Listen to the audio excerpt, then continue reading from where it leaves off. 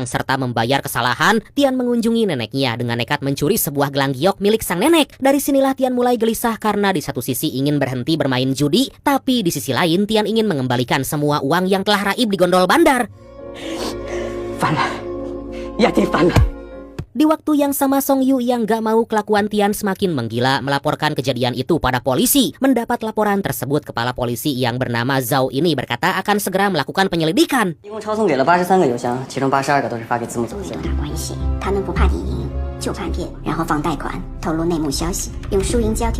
Setelah mengalami kekalahan beruntun, Tian yang udah 2 hari nggak makan mengamuk mengurung ibunya di kamar. Di hadapan sang ibu sembari mengancam, Tian meminta sang ibu agar memberitahukan sandi berangkas sang ayah. Melihat hal itu, ibu Tian yang nggak mau anak sematawayangnya bunuh diri dengan terpaksa memberikan sandi berangkasnya.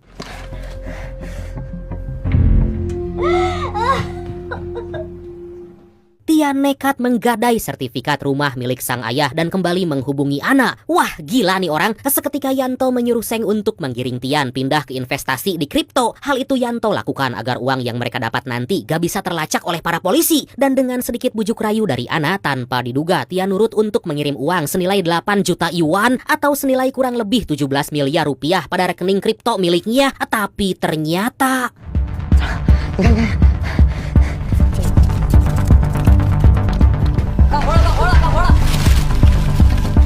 Iya, setelah mendapat uang tersebut, Lu yang telah memecah uang itu mentransfer ke berbagai rekening, menyuruh anak buahnya yang tersebar di berbagai penjuru negeri untuk menarik semua uang-uang itu.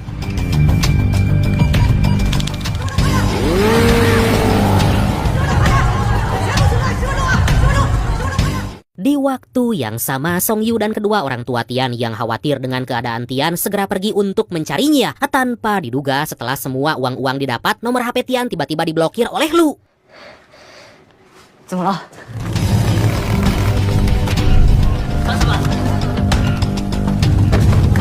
Akhirnya gak lama kemudian Song Yu bersama kedua orang tuanya tiba di tempat Tian. Sadar jika dia telah ditipu dan mengecewakan orang-orang yang menyayanginya, tanpa diduga Tian yang udah putus asa memutuskan untuk bunuh diri.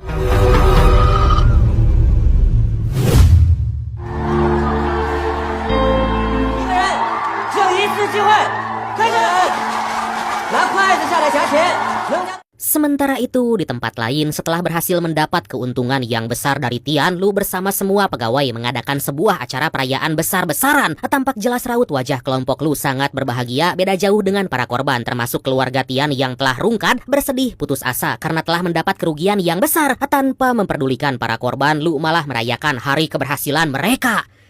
Germet gua mah asli.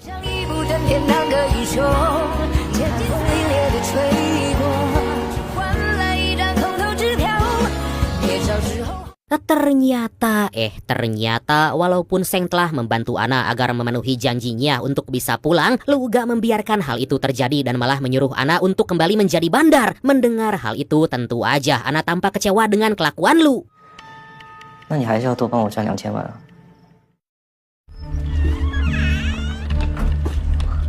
Beberapa waktu kemudian karena keberhasilannya, Seng dinaikkan jabatan menjadi orang yang mengurus sistem keamanan. Di kamar barunya itulah Seng yang masih menyimpan selembar uang menuliskan nomor darurat SOS pada uang dolar itu.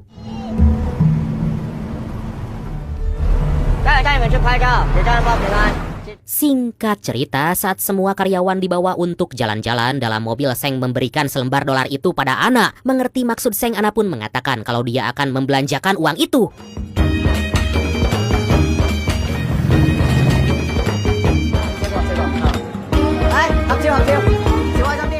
Setibanya di tempat hiburan, Seng dan yang lain dipaksa berbahagia dan difoto oleh Yanto untuk dikirimkan ke keluarga mereka. Hingga di suatu momen saat makan siang, Ana yang akan meminta tolong pada si pelayan malah gak sengaja tertabrak oleh seorang pengunjung di sana. Melihat uang mereka terjatuh, Seng pun segera mengambil uang itu.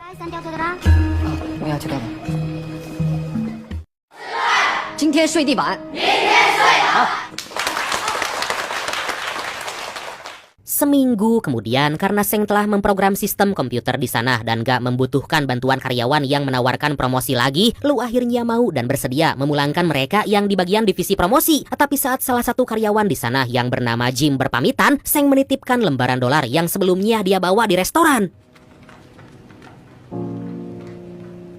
Di tengah perjalanan tanpa diduga, Yanto yang kehabisan rokok dan gak punya uang cash memeriksa satu persatu saku celana para karyawan. Sialnya Jim yang duduk tepat di belakang Yanto ketahuan menyimpan dolar pemberian dari Seng. Setelah membelanjakan uang itu, Yanto dipanggil kembali oleh kasir yang memperlihatkan kalau uang dolar yang Yanto berikan gak laku karena terdapat sebuah coretan. Anjing ya. 关一下，关一下，开会了，来这边。 Karena kesalahan itulah Lu mengumpulkan semua karyawan dan pada kesempatan itu setelah menyiksa Jim habis-habisan, Lu menyuruh mereka untuk mengaku siapa yang menulis nomor darurat SOS pada lembaran dolar. Melihat Jim yang terluka parah dan gak mau orang lain menjadi korban, Ana dan Seng langsung menyerahkan diri. 是我写的。 Atas kesalahan yang dianggap sangat fatal, Lu menyuruh anak buahnya untuk menyiksa mereka. Tampak jelas satu persatu kuku anak yang cantik dicopot oleh Yanto secara perlahan-lahan.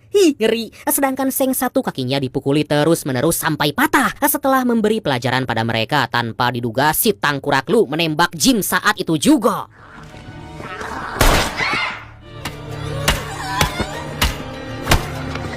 Dalam perjalanan pulang ke barak, Ana yang udah capek nekat melarikan diri melompat dari dalam bus. Beruntung walau seorang anak buah Lu mengejar, Ana bisa kabur dan melaporkan semua kejadian itu pada polisi. Tetapi secara gak disangka, para kepolisian di sana ternyata merupakan anak buah Lu dan mengetahui hal tersebut. Walaupun Ana udah bersusah payah melawan mereka, Ana tetap tertangkap dan gak bisa berbuat apa-apa.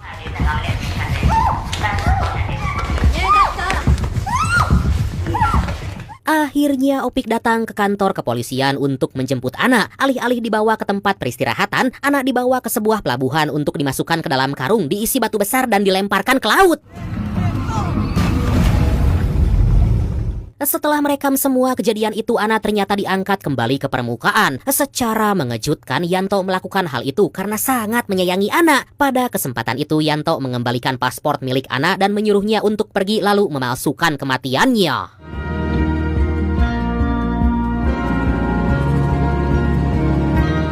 Beberapa waktu kemudian di lain tempat, Zhao menemui Song Yu untuk mendengar penjelasan lebih lanjut tentang peristiwa buruk yang menimpa Tian. Setelah mendengar semua penjelasan dari Song Yu, di tengah perjalanan mereka dikagetkan dengan orang-orang yang mempromosikan judi online dengan wajah Ana. Merasa ini ada kaitannya, Zhao segera mengerahkan beberapa pasukan untuk menggeledah kantor yang mempromosikan judi itu.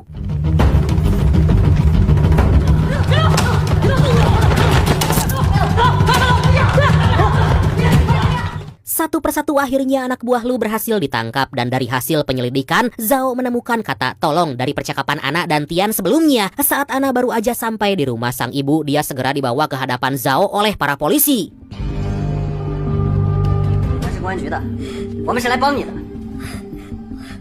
Singkat cerita, setelah mendengar penjelasan dari Ana, Zhao yang udah merundingkan hal itu bersama para pimpinan polisi lain segera beroperasi untuk menangkap kelompok judi online Lu di markasnya. Nah,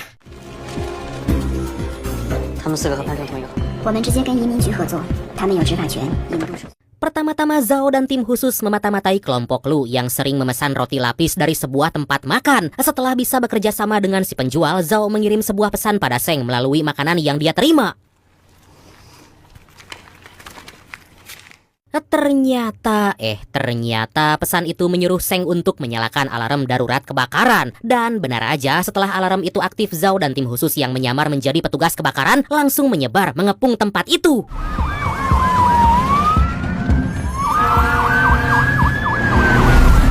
Jika kalian aneh melihat anak-anak kecil kok bisa berkeliaran di sana, setelah ditelusuri lebih lanjut, jadi ternyata markas kelompok Lu sebenarnya telah dipindahkan setelah memulangkan banyak karyawan sebelumnya dan kini menyatu dengan yayasan sekolah. Dan agar anak-anak di sana bisa dievakuasi terlebih dulu, dilakukanlah cara agar seakan-akan terjadi kebakaran. Atas hal itu, Lu yang mengetahui kalau para kepolisian memasuki markasnya melalui Ana sedikit kaget karena Ana masih hidup. Melihat tatapan Lu yang jahat, tiba-tiba Yanto langsung menyerang Lu.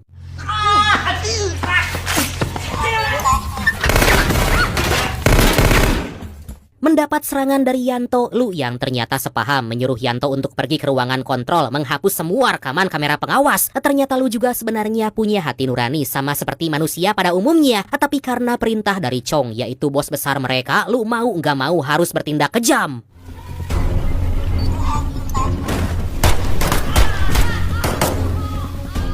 Mengetahui para polisi udah mengepung tempat itu, Lu menyuruh anak buahnya agar menghancurkan semua komputer yang mereka pakai. Kemudian Lu menemui Seng, memintanya untuk mengantar anaknya pada sang mantan istri. Setelah memberikan alamat, Lu menyimpan jam tangan mewahnya sebagai jaminan atau biaya sang anak melanjutkan pendidikannya nanti.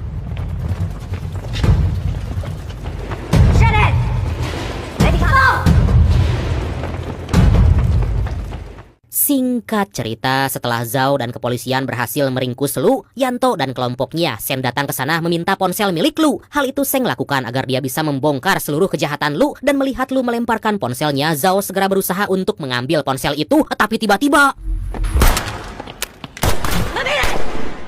karena kejadian itulah Yanto harus tewas di tangan para polisi. Kelompok Lu yang melihat hal tersebut sontak kaget dan berusaha untuk melarikan diri. Beruntung anak Lu berhasil selamat, sementara Seng akhirnya bertemu kembali dengan anak dan mau bekerja sama dengan polisi.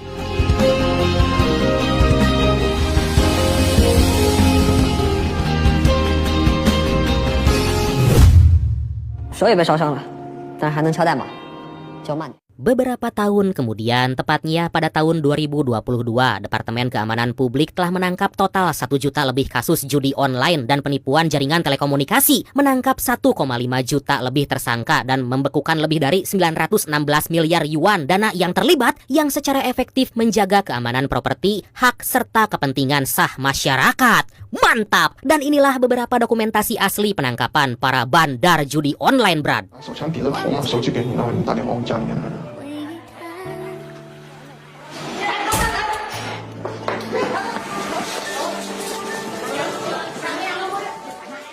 Tamat.